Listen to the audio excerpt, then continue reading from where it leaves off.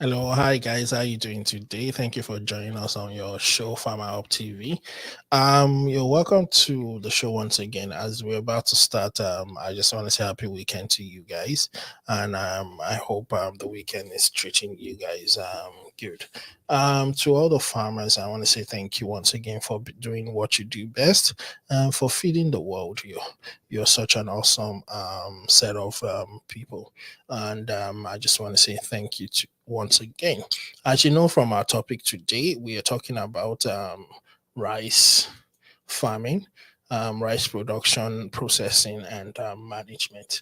And our guest today is no other than Ojo Favour, who is the CEO of Galgal Premium Rice back home in Nigeria in Plateau State.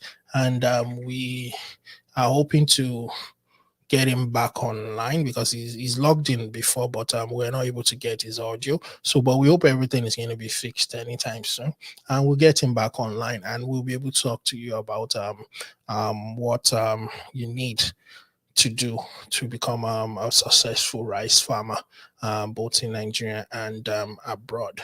And as you know, rice is a staple in Nigeria where everybody um, eats and can't do without it. It's a daily food back in Nigeria and in some other places as well. So thank you for being the part of the show. If you're not subscribed yet, please do subscribe.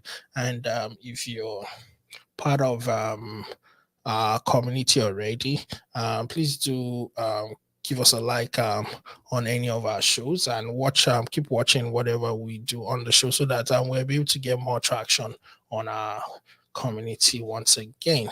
We're also going to go ahead to see if I can bring Ojo Favor online, and we'll get straight to the show. Thank you once again. Hello, can you hear me? Hello. I still can't hear you, Mr. Ojo. But you can hear me, right? Uh, okay. We're not able to hear him. Um, we have him live online right now, but we're not able to hear anything he's saying. It's not coming through. The audio on the side is probably not working properly. Um, let me see what I can do. Then I'll come back to you guys. Okay.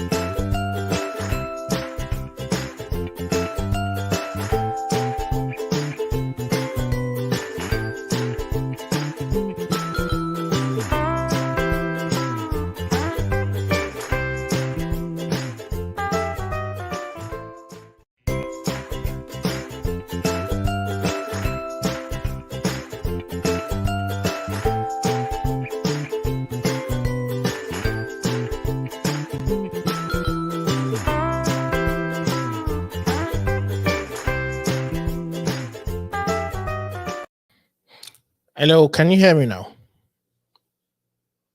Okay, I can hear you. You can hear me, but I can't hear you. We can't hear you at all on the show. Did you check your audio while you were logging in? Did you choose the right audio? Can you remove the earpiece and try something? Try talking straight from your phone.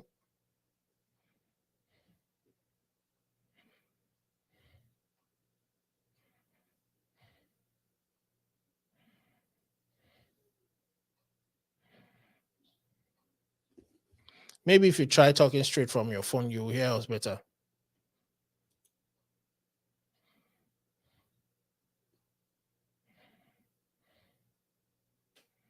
Did you enable your audio? It seems you didn't enable the audio on your device.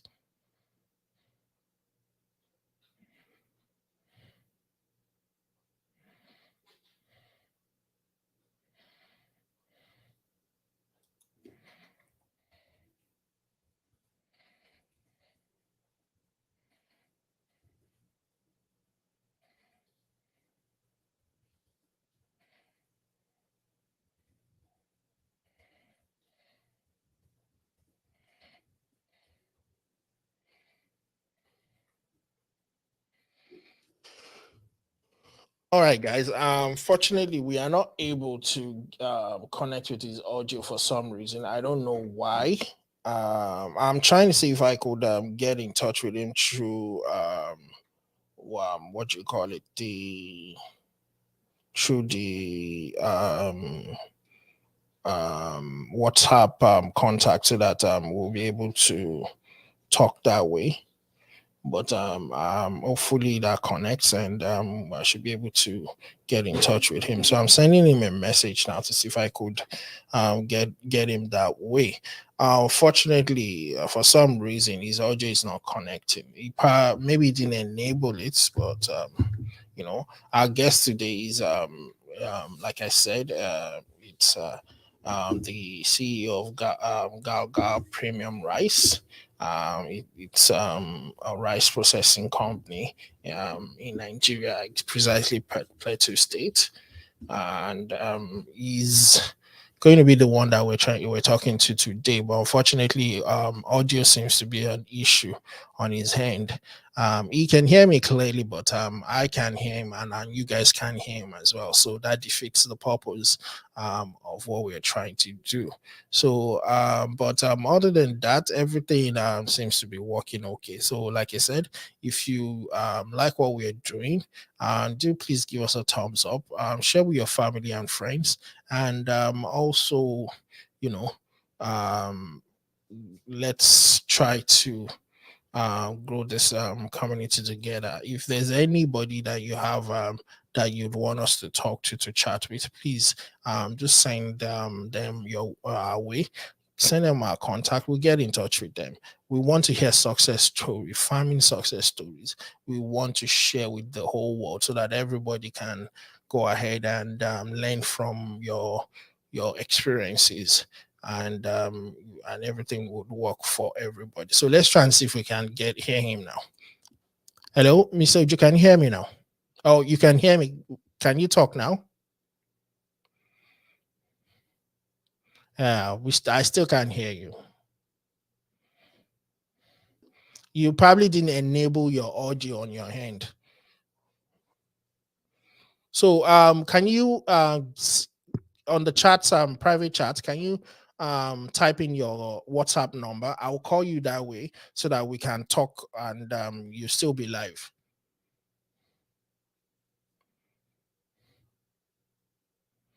So I can call you on WhatsApp if that's okay with you. All right. So just give me a minute. I would have the number up, and I'll try and give him a call.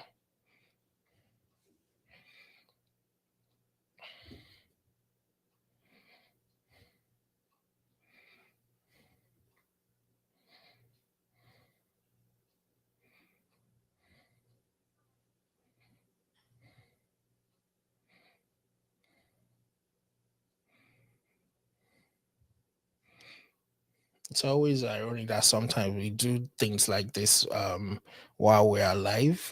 That's the thing about live shows. It's unfiltered, and it is what it is. We just try our best to make sure our guests are able to talk to you, to share their experiences with you. That's the reason why we're here, to make sure that we're able to pass along our message.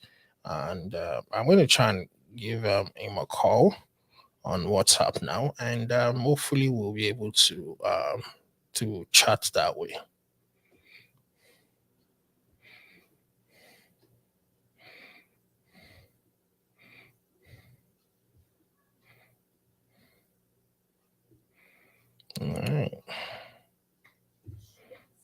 So I'm calling him now. Yeah, it's ringing.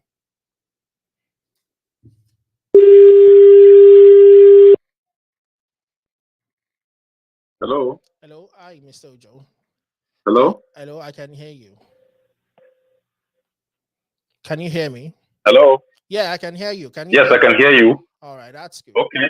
Yes, I can hear you clearly. What I'll do is that we're going to try and talk this way because it's probably a lot easier this way.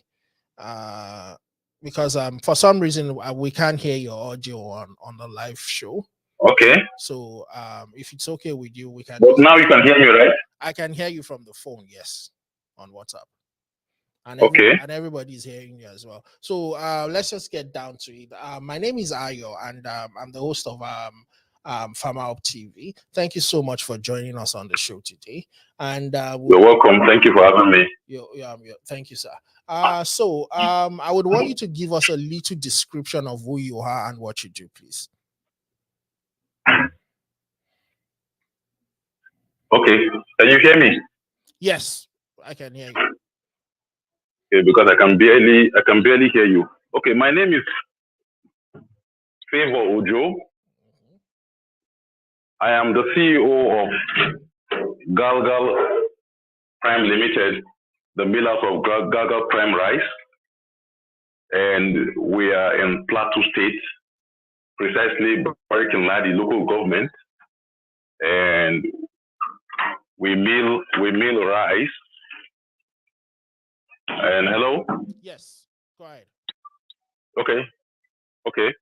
We mill rice, and basically that's what we do. And we add, basically what I say, we mill rice. What do? We add value to rice. We get the raw paddy from the farm, and we bring it to our factory. We clean the stone, make the paddy go through a whole lot of process, and it comes out nice and fine and polished. And when it goes to the market, people will tell you it's Nigerian foreign. Well, you hear that in the market, Nigerian foreign. There's nothing like Nigerian foreign. We just added value to the rice, and it stands at par with the foreign rice. Basically. Okay. So basically, it is locally done from your facility, and yes, and it's locally milled from the factory. Milled from the factory. So what's now the difference between yours and a foreign rice? Is there any advantage over a foreign rice that yours has? Well, the difference between our own milled rice and foreign rice, the difference is not that much, because foreign rice, you don't have stones. Ours, you don't have stones also. And foreign rice, polished, good looking. Ours, the same thing. There are three things that we use to grade good rice. First is the appearance. Second, the taste. And thirdly, the smell. Now, with these parameters, the good millers in Nigeria, ours inclusive, we pass the whole test. The only thing about the foreign rice is that the grain variety. Yes. Now we have different types of grain. You have the short grain, you have the medium grain, and you have the long grain. And there are some kind of grains you can't find. That's the ones coming from abroad now. There are some grains you might not have the exact type here in Nigeria, but there are others that we stand in or can substitute for that. We have various types of rice in Nigeria here. You have the Jamila. The Jamila is becoming popular in the Nigerian market. The Jamila is long grain. When you cook, it does not stick together. And with Jamila, I think with Jamila is well milled. It stands side to side with foreign rice. Yes. And now for millers, it depends on what kind of rice you milled. It depends on what kind of rice you milled.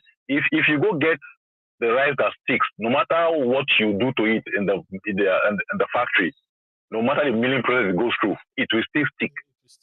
So the quality of paddy determines the outcome of what you have milled. So if you can get good paddy, yes, it can stand side by side with foreign rice. Okay, now that's good. So, how many types of varieties of rice do we have in Nigeria? And how do you also get to know a good quality? What are the qualities you look at when you want to choose a good paddy? Okay, there are a whole lot of varieties of rice, paddy in the market, in the market, which farmers do. And you have the popular one, the most popular is Faro 44. Some guys call it CP, and that's medium grain. Now, there are long grains, you have L19, you have Faro 52. There are a whole lot of types of paddies you have in the market, which farmers do bring to the market or you go to the farm to buy. Now, when going to source for paddy, there are things you look at. You look at the color. Now, if you find black heads in the paddy, and a whole lot, like perfect grade 1 paddy should be maybe 1% black head. But when you have a whole lot of black heads, that's when I say black head in paddy, you have black spots in the paddy, and you know, okay, this paddy might not be too good. And if you have paddy that is yellow in color, you know, okay, this one was not allowed to mature before harvest. And you also look at, more importantly, look at the moisture content. The moisture content for paddy from the farm, the moisture content shouldn't be more than, we look at maybe 13%, 10%, 13% thereabouts. Yeah, 13%, not more than 30%, 15%. Bring it. It has to dry. But if you bring in paddy with high moisture content, when you want to store, you find out that it begins to change color. If you ferment, it will begin to change color. So it has to dry sufficiently. So when you go to buy from farmers, maybe you go to the farm to buy, you have to check the paddy must be dry enough. If it's not dry enough, you bring it, it will change color. So you look at the moisture content, you look at impurities, you look at the farmer, did they clean the paddy? Now there are instances where people go to farm to buy paddy during harvest. You find people going to farms in the interior because it's cheaper to get paddy. Now when you get there, you check. Some farmers are more honest than others. I must say, many people who have gone to source for paddy themselves, who don't have experience, they've fallen victim to this. And they've lost in the terms of millions of naira. Because some farmers are dishonest. They after the harvest of paddy, rice, paddy in the farm, after when you are harvesting, it goes through a whole lot of process. You cut the rice, you dry, you thresh, and you bag. Now in the process of threshing, they add both the chaff and everything. They don't winnow properly. They add all just to fill in the bag, and you buy. Now when you buy, you get to where you are supposed to mill. You find out that in the end, the rice head, the main rice head, maybe if the paddy weighed 100 kg, you find out that the rice you have is maybe 80 kg. The man is just chaff. So you have to check, did the farmer clean the rice properly, the paddy? Did they clean properly? You check all these things. Check the color, check the uniformity. Some will mix medium grain, small grain, and long grain, medium grain, and short grain together. You check,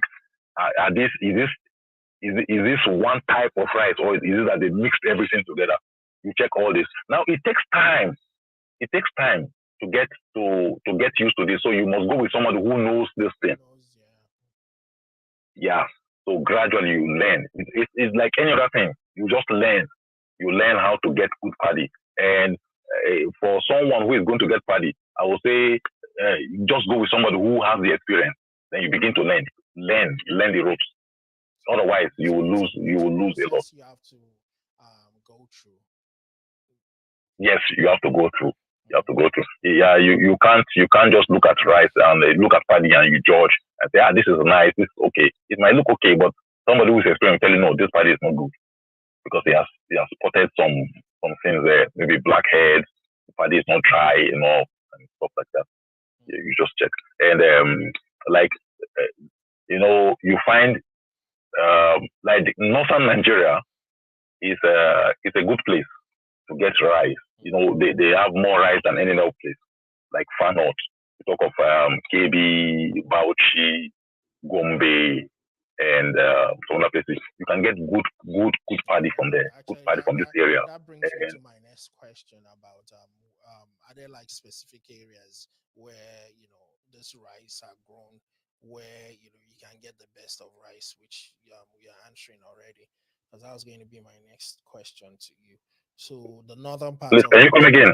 I say I didn't hear you. What you were just saying now brings up my next question, which is are there specific areas back home in Nigeria where you can get the best of rice paddy and or growers of rice? Yes, there are areas in Nigeria where you can get good paddy, and most finished rice, a bulk of it comes from the northern part of Nigeria. And you look at places like Mina, Niger State, you look at KB, Gombe, Bauchi, Kano. Yes, you can get good paddies from this area. They are not undermining some other parts of Nigeria where you can get good paddy. Yes, you can get, but in large quantity. I think north is your best bet. These areas I call now is your best bet. Okay. That's good. So the process that you have to go through when you get the paddy and everything from the farmers, what else do you have to go through? Both processing the rice itself, and also do you also have to go through registration and things like that to be able to get your rice to that point where you can give it to a consumer to eat? Okay. When we'll go to firstly, let's go to rice processing. Okay. Now you get your paddy from whatever source. Probably there are. We will not forget to mention this. There are people who that is their business. That's also an opportunity. Maybe anybody who's interested now, you just supply paddy to millers. You know quality paddy, you go source for it, and you either buy and store warehousing, or somebody tells you need paddy, you know where to go get paddy. You go there, get paddy and supply to the miller. Or during harvest, you can go take the opportunity when paddy the prices are a bit down and low. You buy, you store. When the prices are up, you sell. Those are opportunities. Now the miller, what he does is he gets paddy. Either he goes to buy himself, or somebody supplies him. When the paddy comes to the rice mill, the factory, the first thing that is done is to pre-clean. Are you getting me? Yes. Hello? Yeah, I can hear you. Okay. There's what called pre-cleaning. You pre-clean the paddy. That's the paddy from the farm comes with dust, stone, straw, and impurities. What have you? Yes. You pass it through the pre-cleaning machine. Now I'm talking of modern machine now, because we also talk of there are also local millers. So now I'm talking of the modern one. So we can just beat around. Since people are looking for opportunities of business, you might not be able to start with foreign stuff. You can start little from where you are, and you grow.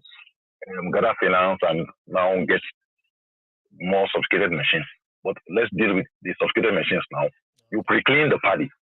After pre-cleaning, that you remove impurities like the sand, the big stones. The small stones will still be there for now. The bigger stones, the straw, the grass, and scoop. Your machine cleans the paddy. After cleaning, now it undergoes parboiling. So most times, like you buy your rice, you see the rice, parboiled rice. Now, what is parboiling? You take your paddy, you soak. The first thing you do is the paddy is soaked in hot water, maybe around between 60 to 80 degrees centigrade. You soak the paddy for maybe 8 hours, but what we do normally is overnight. Just soak your paddy, maybe in the evening, the guys come, soak the paddy in the soaking chamber. The next morning you come, you drain the hot water out. Now you could also soak with cold water, but there are differences. Now it's not advisable to soak with cold water. The reason being, the paddy, the rice that was soaked in cold water, that's the finished product of rice. No, paddy is the one with shells. Yes. Rice is the finished product. Now, there are differences. You see, the appearance is dull if it was soaked in cold water. Now, soaking in cold water also encourages fermentation. So the smell, it smells. And also, when you soak with cold water, you find out that it takes when you look at the rice from afar, you just know once that this rice is not looking too good. It's not that the paddy was bad, but the process it went through. It went through. If you soak with hot water, it does not encourage fermentation. The temperature does not encourage fermentation. So it is advised that people soak with hot water. And also it takes a longer time. Now with hot water, maybe temperature about 65 to 85 degrees, you can begin your milling process the next day. That's after 8 hours overnight. But if you are soaking with cold water, it takes a longer time, maybe 72 hours or so. But if you must mill commercially, it is not advisable to soak with cold water. Rather, go for hot water. So pre-cleaning, you now come to parboiling. You soak. You have your chamber, your soaking chamber, where you boil hot water and transfer to the chamber. Then you put in your paddy, your pre-cleaned paddy. You put in, and it stays there overnight. Even daytime, just check the hours. Maybe 7 hours, 8 hours. You are good, and you drain the water. After draining the water, you now come to steaming. You introduce steam to this paddy. And most times the steam is introduced from beneath. You have this fabricated equipment. So you don't have to just, maybe next time we can give a schematic diagram on how these things are. But hot air rises. So they use this knowledge. You introduce steam from under, and the steam begins to go into the paddy. That's the paddy that has been soaked overnight. Now the water drained. Now the steam, you don't cook directly. That the local guys cook directly. But at this time, you don't cook directly. It is steam that you introduce to the rice, and the steam rises from the bottom to the top gradually. Or steam gradually until the rice begins to split. The paddy splits. You keep on inspecting by opening. There's openings beneath. You open and check. Yes, open and check.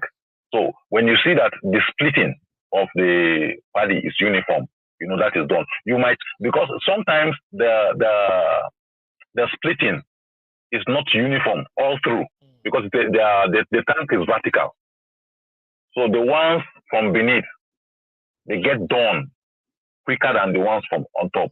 So you can just open the chamber and remove those ones that are done. Then as you release, you keep releasing the rice, the paddy comes out. When you see that, okay, this one is not done, then you lock the chamber back. But there are some other good soaking chamber and steaming chamber where the steam goes uniformly. There's this pipe, perforated pipe all through.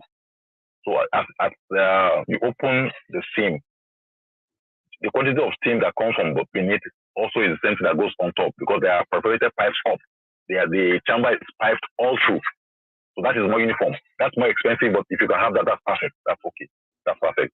So after steaming, you inspect. Sometimes steaming could take, for good steaming systems, it could take 20 minutes. For some other system that is not too good, it could take hours. It could take 4 hours. It could take 3 hours. It could take 2 hours if it's not. But if you have guys who fabricated for you, or you have the ones imported from India or China, that's okay, that's fine. But if it's locally fabricated, sometimes good ones, maybe 15, 20 minutes, depending on the quantity you are steaming, you are good and done. But sometimes it takes hours. Now, when this is done, well steamed, you bring out. You have avoid this stuff now. Then you now introduce drying. Now, there are different ways in which you dry your paddy. You could sun dry. Take advantage of the sun. You don't pay for it, it's free. So millers will always want to use the sun. It depends on the quantity of the quantity of the paddy you want to dry. And you have the space you have. If you have cemented space around, why not? You bring out your paddy, you sun dry. As you sun dry, you have people who are turning. You have they turn, they keep turning the paddy. So the drying is uniform. But if you have equipment that you can use to dry, that's okay, that's fine. And you gradually introduce hot air into this paddy. And as you introduce hot air, it keeps drying. Don't dry rapidly. Okay. Rapid drying will lead to breakage when you are milling. This is if you're using the machines, right? The equipment. Say again? This is if you're using the equipment, right? Yes, if you're using the equipment, yes, to dry. If you're using the equipment to dry, don't dry rapidly. Some people are, okay, I want to dry quickly. I have customers. I want to know. You end up losing more. So you dry steadily and slowly, introducing hot air mixed with cold air, hot air mixed with cold air. And equipment vary. There are different types of equipment. There's some equipment that while you are drying, the paddy circulates, so it's uniform. Some other equipment, they use this flatbed, where the bed is the drying chamber is not horizontal, it's vertical, and flatbed you dry uniformly. Whatever means you're using. Sun drying is the most common. Sun drying is the most common. You just dry, you check. Now after drying, you keep monitoring the moisture content. This is very important for those who are using machines to mill. You must keep monitoring the moisture content, and you have what is called the moisture content meter.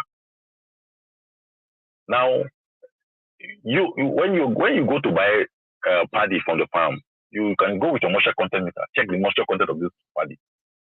Same also in the factory where you are milling, you check the moisture content. As you are drying, you keep checking the moisture content. Once it is 14%, at least 14%, it could go as low as 13. But when it's 14%, you are good. You gather your paddy and you take into the rice mill where you begin to mill.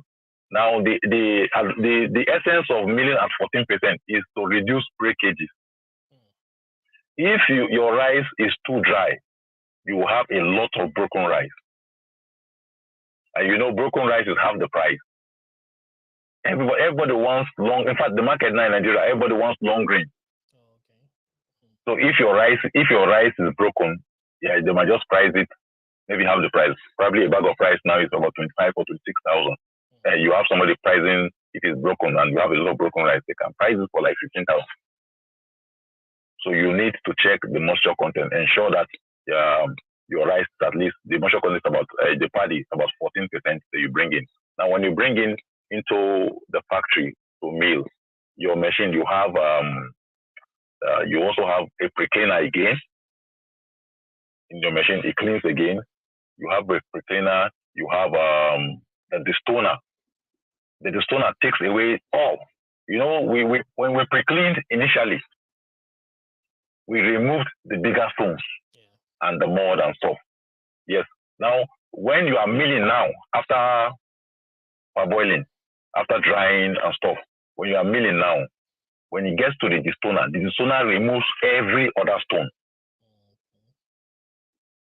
Now, it is important for us to note that people, most times when you tell someone this rice is milled, is Nigerian rice, everybody thinks Nigerian rice is not free of stone, that it can be stone free. But if you have a quality destoner, why not? It's stone free. And they come in different capacities. You have some 800 kg per hour destoner. You have 1 ton per hour destoner. You have 2 tons per hour destoner. You have 5 tons per hour destoner. It depends. So when in this machine, this destoner will take away the stone. Then it goes to Paddy separator, the huller, that's the husker. Removes the back, the shell. What you call the shell now? It's the husk, the shell, and it has fan and some other mechanism where it blows the chaff away. You have the rice only, and this rice now is brown in color. It now goes through what you call a rice mill, a whitener, if you like, call it whitener. Now that is where you get, rice bran. Rice bran they use in feeding poultry and stuff. Now, machines like this can produce rice bran. That's the difference between these machines and the locally fabricated machines around. These machines, after you take away the husk, you have brown rice. You pass it through the whitener, or you call it the rice mill. The whitener now takes away the brown, the brown coat. You now get the white. You now get the white appearance of rice. And in most cases, like for our factory, we have 2 whiteners. So it goes through 2 processes. The first whitening machine immediately goes to the next one again to make it look finer and whiter. So it goes through this. It is now the machine taking out that brown coat. That is where you now have the rice bran. So it goes from there to the second rice mill. Then from there, it now goes to the grader. What the grader does is, as the rice comes, sometimes you might have broken rice passing through the 2 whiteners, that's the 2 mills now. Some rice could be broken. Now the grader grades, you find standard 1, standard 2, broken rice, and the ones that are much more broken. So it just grades it in different. So when you look at the standard 1, long grain.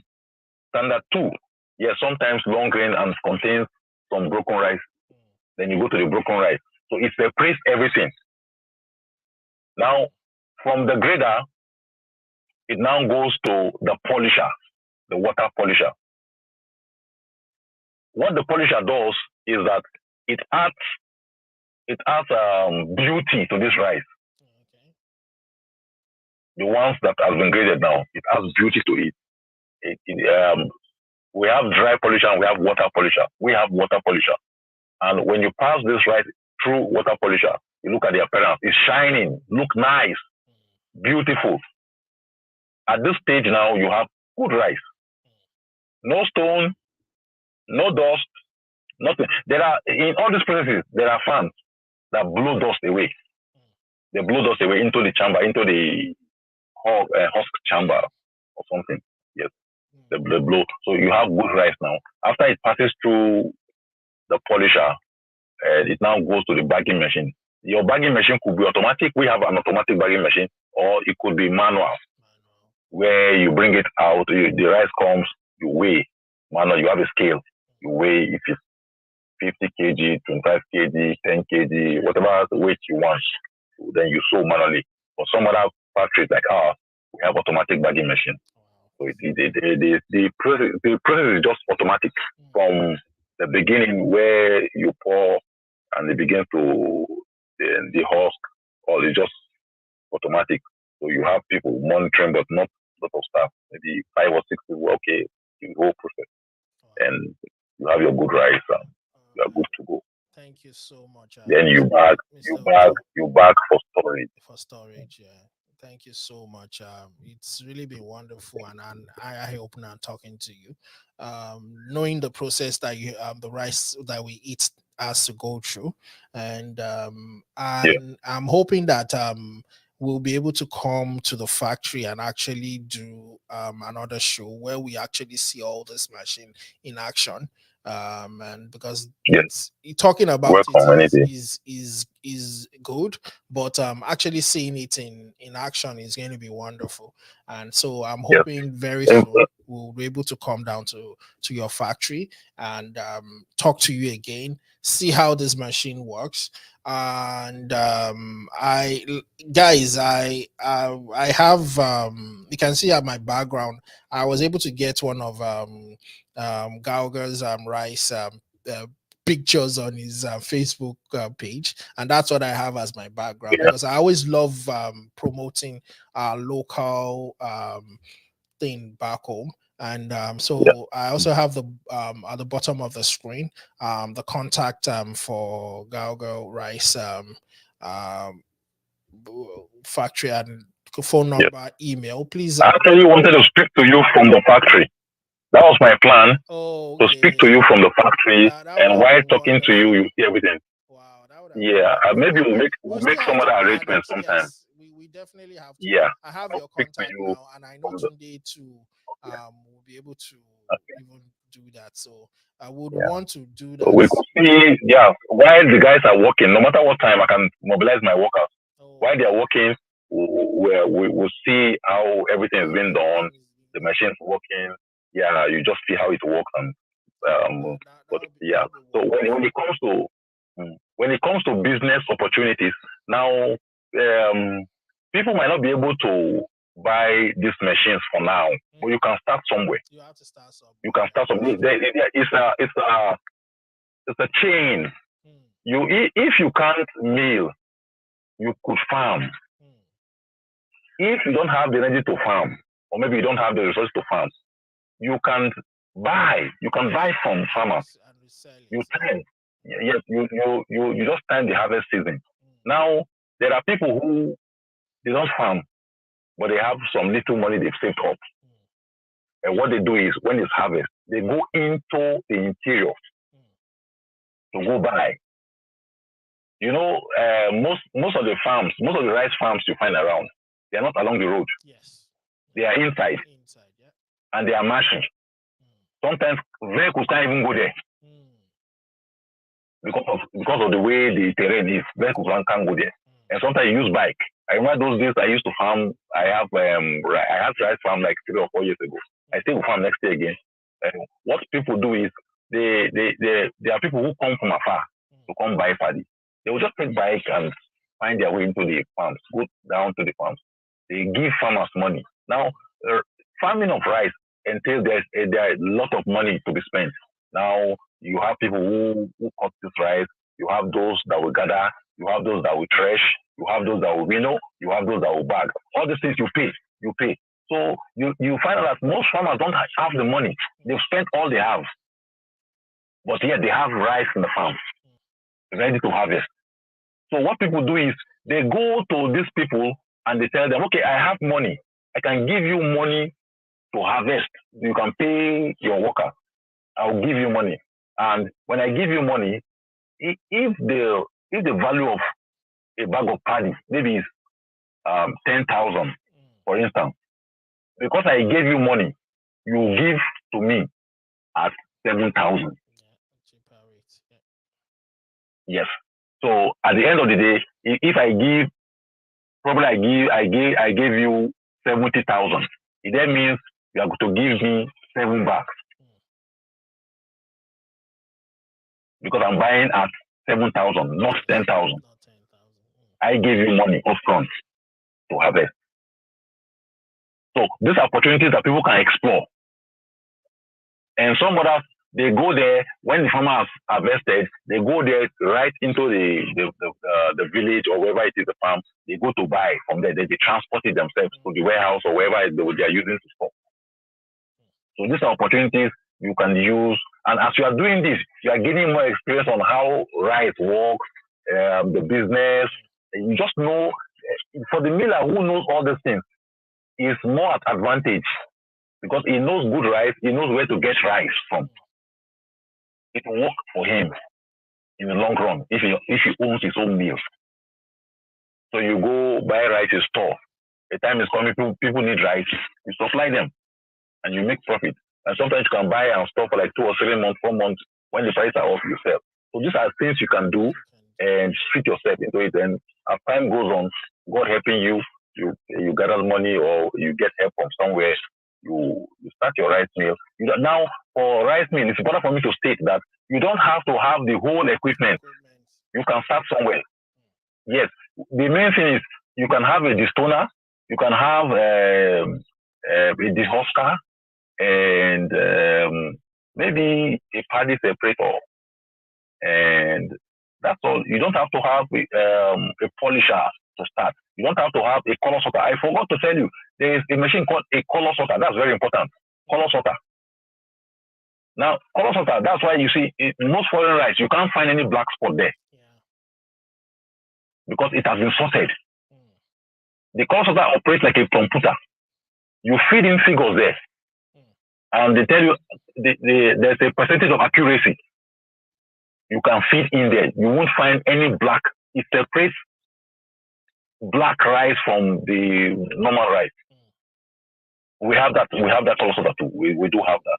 So that's why when you see the appearance, you won't find one black rice in the whole lot of rice you are buying. It's soft. So now for someone who is starting, you might not need to buy a color sorter because it's very expensive. I think amongst all is the most expensive machine. You spend a fortune, thousands of dollars to buy a color sorter. You don't have to have that. You can start from the basic one. And the main thing is your rice doesn't have soon. And like the chaff is minimal. And if your machine can remove all the chaff, that's okay. And go. So as you are working and you're getting profit, you can now buy a polisher and you get more money. Yes, buy a polisher, buy a color sorter, then buy a bagging machine. You don't have to have the whole milling line. To get a full milling line is expensive. You can break it down as you walk. I know a woman who has she just has a destoner here in Jos. What she does is she buys rice from Kano that has been processed already, but still contains stone. It has not been sorted. Still contains stone. That's the one you find in general market. You go to buy rice and you have to go home to wash and go. What she does, she adds value to the rice she has bought. The rice she buys from Kano contains stone, but well milled, good appearance, but contains stone. So what she does is she has a destoner. So she destones this rice she has bought and she bags. And you won't believe that this woman has great market. As at last 2 weeks, when she came to our factory, she had order for 700 bags. That's over 1 trailer. She has customers. She's been in the business, but she doesn't have a rice mill. She just has a destoner, that's all, and workers. And she buys quality rice. Quality rice with stone. So she just got a destoner and she destones. She came to somebody introduced her to me. She came to see what we were doing, saw our equipment. She doesn't even know. She could not even identify machines. We have to be telling, okay, this color sorter, this one is this. But yes, she makes millions, sir, in this business. She makes millions. She has the market. She just goes buy rice from Kano. They bring a trailer to her. She destones and she bags. Simple.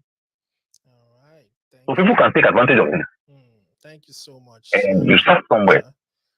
Like you heard it, guys, you can start somewhere, and like every other business, it's a start that matters. Start something, start somewhere. That's one of our saying here on the show. Plant something, start, no matter how little it is, just start, just be part of the process. That's what we always say. We've been talking to um, Mr. Ojo Favour, who is the CEO of Galgal Premium Rice. And that's a division of Galgal Prime Limited in Plateau State, precisely in Nigeria. And they're doing a wonderful. You can see on my background that's one of the some of the bags of their rice. Do go out there, pick up a bag, see how wonderful the product is. It doesn't have, it is, as you can compare it with any foreign bag of rice that you can think of. So go out there, let's buy local, let's buy from our farmers back home and everything. So sir, I just have one quick question before we close out. What is the price of Okay. a bag of rice from your, do you sell to Um, individual, or do you sell to wholesale or retailers or something like that? But my yes, bottom line is, what's the price of a bag of rice from your factory? yes. A bag of rice now, 50 kg, we sell at 25,000, which is quite low, and outside at 26,000 stock. So we have an outlet aside from our factory. We have an outlet where retailers go to buy, and people buying in bulk can come to the factory, or they can also buy from our outlet is quite big, and we have 50 kg going for 25,000, 25 kg for 13,000, 10 kg for 5,000. And we just make, I think as from next week or next 2 weeks, I want to introduce 1 kg and 2 kg. So people, if you don't have money for 5 kg, you can buy one. You don't have for 10 kg, you can buy 5 kg. Just something people can just easily accessible to everybody. And you don't have to wait until you gather money for 50 kg. No, buy that you can buy from our outlet. We own that outlet, yeah.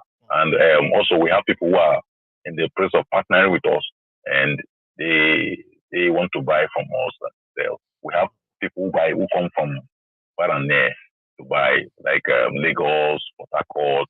So they buy, they sell there. They sell there. Whoever wants to buy, you can just give us a call. We'll work out something. Work out. So there you have it, guys. Give Mr. Ojo Favour a call and get into the habit of buying local. We have products that can compare with any foreign product as well, especially the rice from Galgal Premium Rice. And go ahead, get in touch with them. Find out what you can do with them. So, sir, thank you so much for joining us on the show today. That's why we're not able to Welcome. see your face, but at least we can hear you, which is good. So we're hoping next time we'll be able to come to the factory itself, actually do a show. You're welcome anytime. So that we can see the whole process of the rice production. And I know we still have a lot to talk about. So many things you still want to inform us. So maybe on the other show, on the other episode, we'll be able to do more of that. So what is your last word to farmers or anybody that wants to get into rice production? Yes, my last words to people, I'll address the business minded people first. Everything is possible. Start somewhere. Everything is possible, and it's not all about the money first. When you provide value, people compensate you or repay you, and you have money. The first thing is find a need, fill it, and you'll be rewarded. But some people come into business, the first thing is money, and when you now look at the value or the services they are rendering, it's all about money, and the service is not quality and co. First of all, stick to quality. The money will come. And start somewhere. You don't have to start big, start small. and do not despise the days of little beginnings. And you will begin to see that you move from one step to another. And for consumers, I would say there are people who tell you, "Oh, I don't eat Nigerian rice. I only eat foreign rice." That's okay. That's fine. But have you tried there are good rice in Nigeria, the locally made rice, and it's sweeter, and it's sweeter. Have you tried? So there are people who will tell you, "No, I don't eat Nigerian rice." No, okay, maybe the ones you bought had stones and not properly milled and cooked. But there are a whole lot of rice, Nigerian made rice in the market.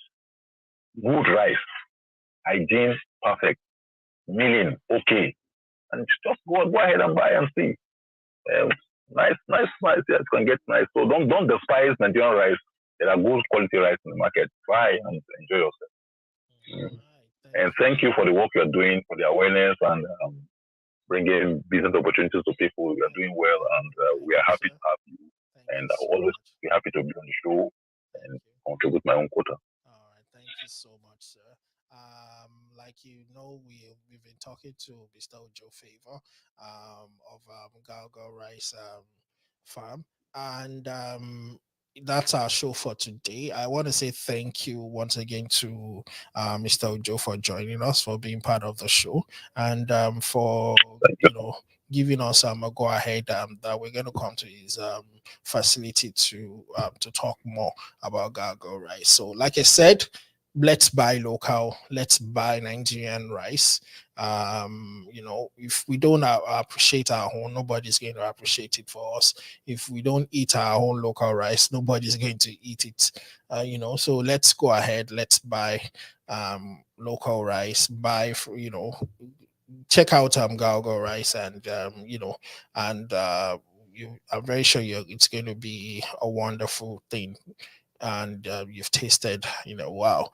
My name is Ayo once again. I want to say thank you for being part of show. And I want to say, if you like what we're doing, just subscribe if you are not subscribed yet. And if you are, give us a thumbs up on the show. And remember what I said, if you have anybody that, you want us to talk to be part of the show, share their success stories, share their experiences, just send that person our way, and we'll get in touch with the person. We'll see how we can bring the person on, because the whole idea of our show is to share experiences and success stories, and even failures. But I know there's no failure, because a failure would lead you to a success in the future, as long as you don't give up. So let's keep doing what we're doing. And anytime you see a farmer, or you see anybody that is into any part of farming, please do say thank you to them, because they are doing a wonderful thing. They are feeding the world, they are feeding the nation, they are feeding Nigeria. Say thank you to them. And till we meet for you next week or any other time, it's Ayo signing out, and I would want to say, have a wonderful weekend. Cheers.